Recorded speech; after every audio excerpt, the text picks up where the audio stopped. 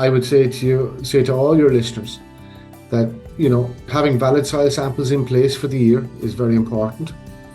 Having enough soil samples to cover your area where you're spreading fertilizer, and getting a fertilizer plan done by an advisor or whoever may do it for the farmer out there, so that you can stand over and say, yes, this is the real limits that I'm allowed on the farm for the year.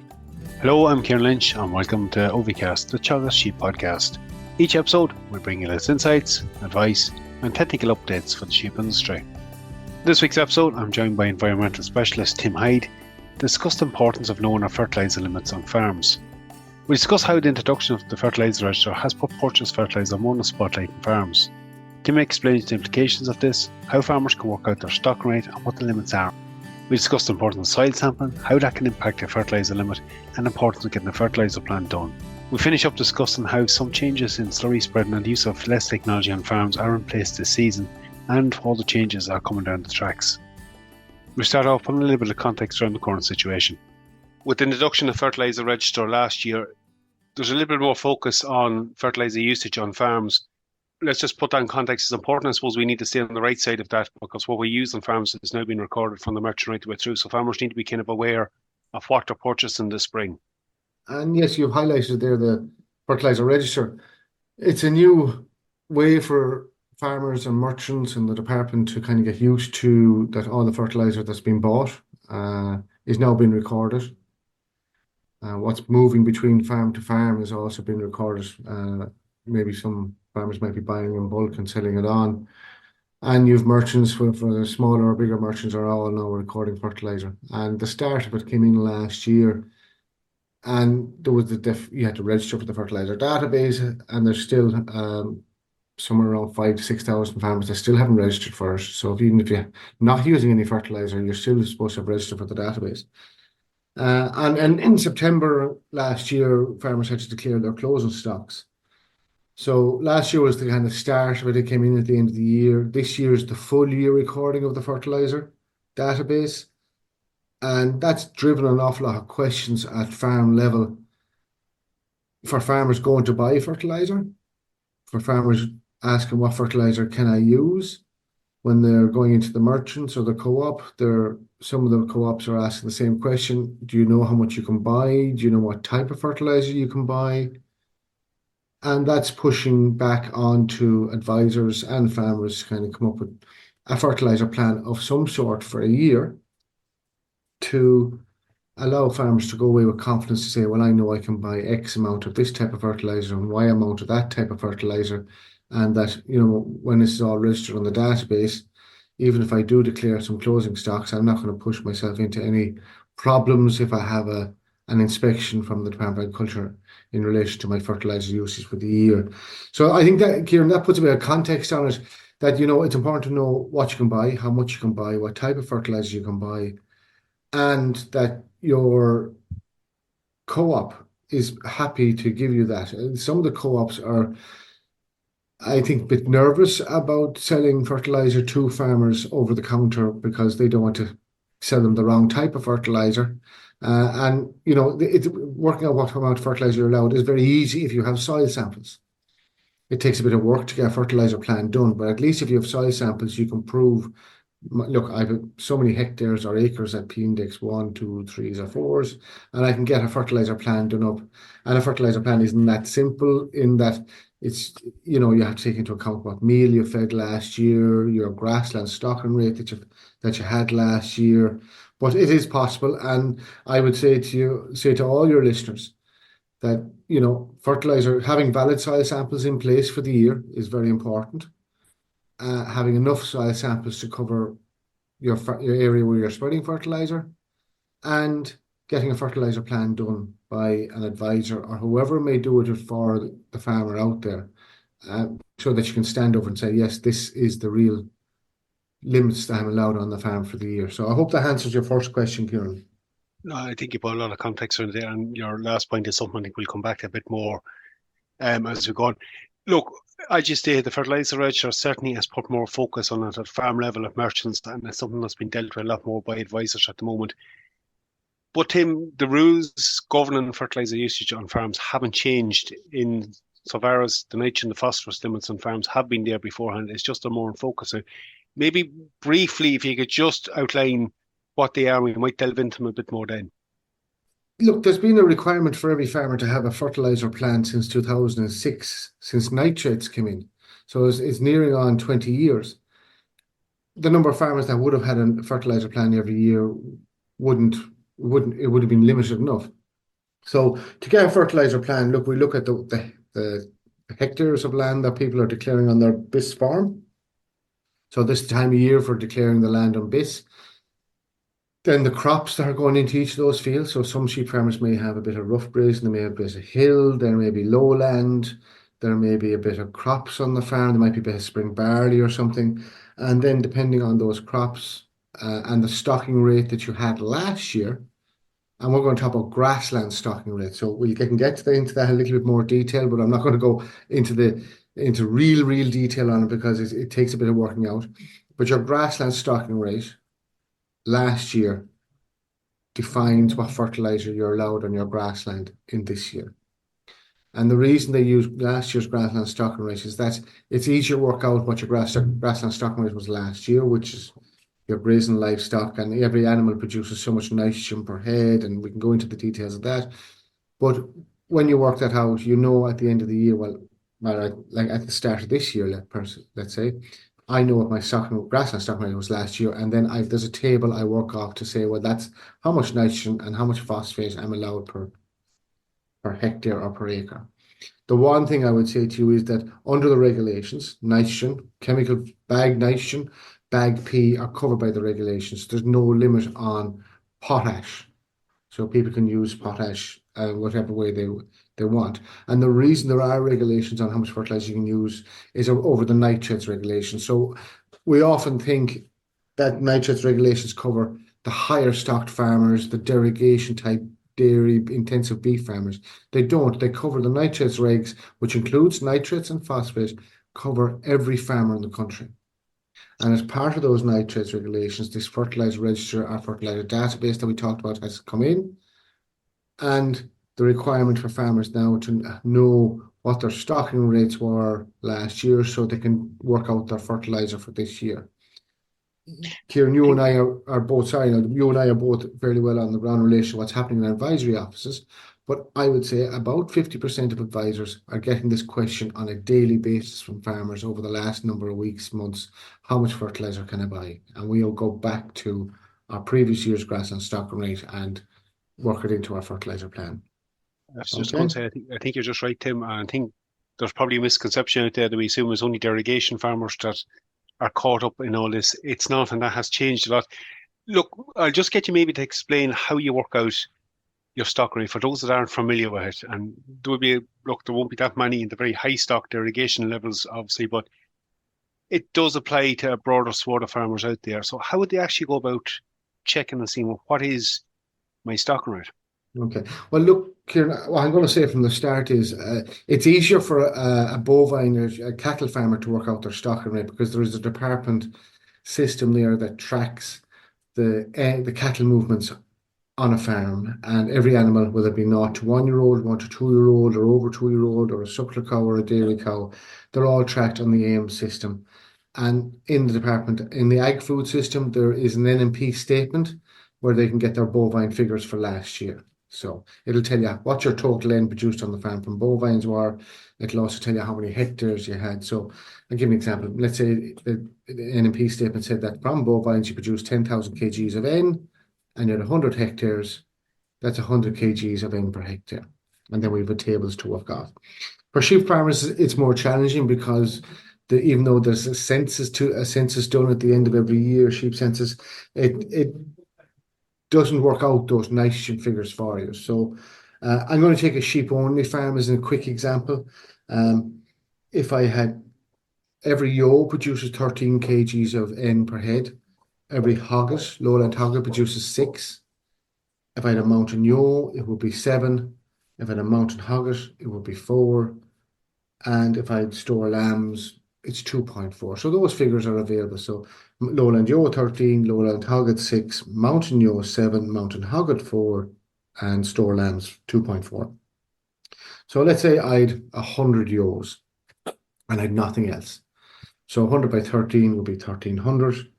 And if I had 20 hectares, then my stocking rate will be 65. And it's worked out in kgs of N per hectare. The one thing you mentioned, Kieran, and it's very important that we get this across, that people often think that fertilizer is really only an issue for the higher stocked farmers. Unfortunately, the way the regulations are written, the pinch on fertilizer for phosphorus is very quick to happen for lowly stocked farmers. And I'll give you an example.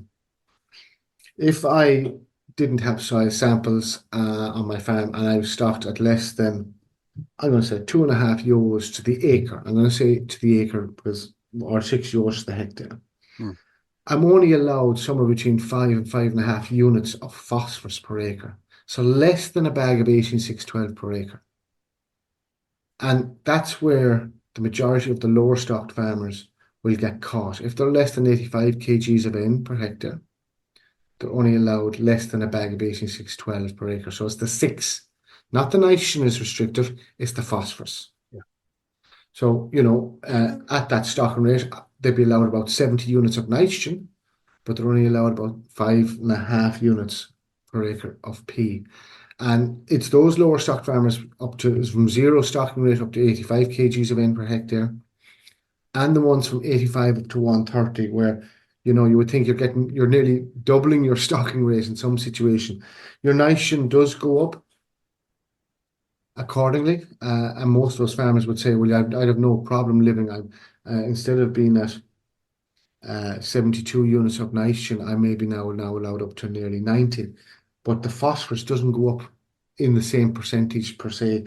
Instead of being allowed 5.5 at the lower stocking rate, I'm only allowed 8 units of P per acre. And okay, well, we're just talking about bag inputs here. If you're using your own slurry, if you're using your own farm manure, that doesn't matter. But what happens in a lot of these lower farms, they're also importing organic manures from maybe their higher stock neighbours next door, and that needs to come off the figures that we've talked about. And it's very quick. What we find is that it's very quick for a lower stocked, whether it be dry stock or cattle or sheep farmer, to go over their phosphorus limits very quickly because the limits are quite low. Like, Tim, on the basis of what you just went through there, and we take a lot of the lower stock farmers, typically they might use a bit more compound, maybe they're not going in with as much nitrogen, maybe, but they're using a bit of compound during the year to keep the P and K levels up, or maybe topping up silage ground. You could hit that limit very, very quickly. So they really do need to talk to their advisor, the consultant, before they purchase this year. 100%, Kieran. That's the advice I would give. That's the advice I'm giving to my colleagues here in the office. We can't say that, okay, you'll be okay to buy a couple of ton of 18612 or 101020 or a bit of, whatever other compounds, because you'll be okay for your nitrogen. It's the phosphorus that's going to catch them quicker than anything else. And of course, that's the middle one. When we say 18612, it's the 6 part of it. The challenge will be, Kieran, is how does a farmer get in contact with an advisor or professional who might help them with their base to also do this for them? Because they're extremely busy. This is their busiest time of year at the moment. What I would say, Kieran, is I would encourage every farmer that doesn't have a soil sample, take a valid soil sample taken for, a soil sample normally covers 8 to 10 acres, roughly, If you don't have a valid soil sample for every 8 to 10 acres, that's in date, and that means taken since I think it's 15th of September 2020 is what's in my mind. They are valid still for this year. That you should be lining up to get those soil samples taken for the back end of this year. At least you can say with confidence then, this is what I'm allowed. Because without soil samples, your limits are very low. That's what I was just going to ask you, Tim. Like, if you had your soil samples taken, and we say a farm with more even reasonably stock, maybe 110 kilos, under the 130 kilo limit, but still stocked fairly well, trying to push on with things. If the soil samples are there and they do show that there is index 1 and 2 soils, I suppose we should qualify that if they're not there, they're assumed to be index 3 in that category. But if they have the soil samples that show the need for it, how does that change the thing for them? It changes us hugely, Kieran, and that's why it's very important to get good quality and well taken soil samples at the right time of year. So 3 months after any chemical fertilizer has gone out, maybe up to 4 or 5 months if there's any organic fertilizer going out in the form of slurry. But what it does is in that category that you mentioned there, let's say that's someone who'd be reasonably well stocked, uh, instead of being allowed 8 units of P per acre, and you talked about, just to skip back a bit, you talked about P index 1, 2s, 3s.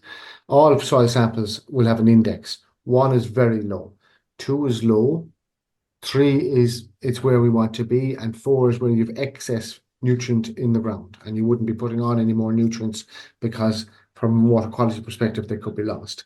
But we were talking about their 8 units per acre for that farm you're talking about.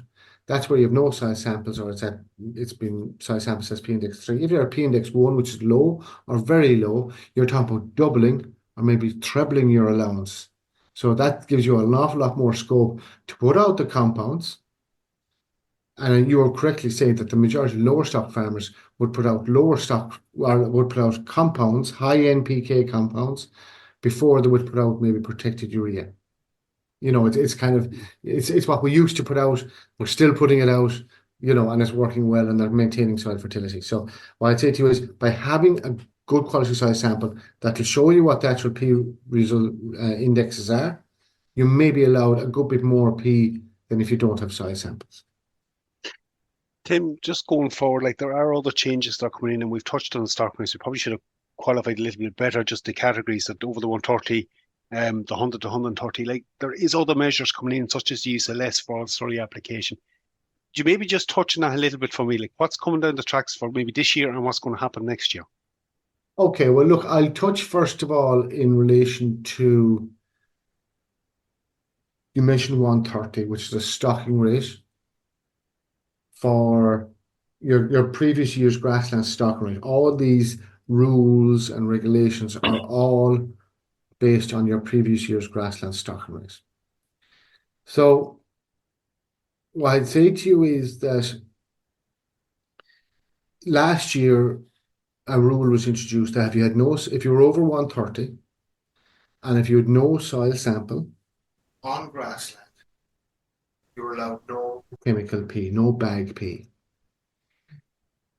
A second rule came in that if you had any tillage land, regardless of your stocking rate, that wasn't allowed any chemical P. And that's a big one to get our heads around, considering that, traditionally there was often 10-10-20 or those type of fertilizers used on your spring barley crops going into the ground, or.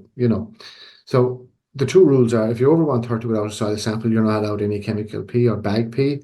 If you have any tillage land, regardless of your stocking rate, the same thing applies. Now, we haven't heard of this rule about no chemical P applying for a lower stocking rate than that going forward. So that's the rule as we know it at the moment. That's the rule we expect will continue. But with the bigger emphasis on water quality, and that we know that if nutrients are not put into the right place, or if they're not spread at the right location or the right time, and you get losses and water quality deteriorates, there's nothing to say that rule about having no chemical P or bag P allowed in farms may drop for other types of farmers at a stocking rate less than 100 or less than 130.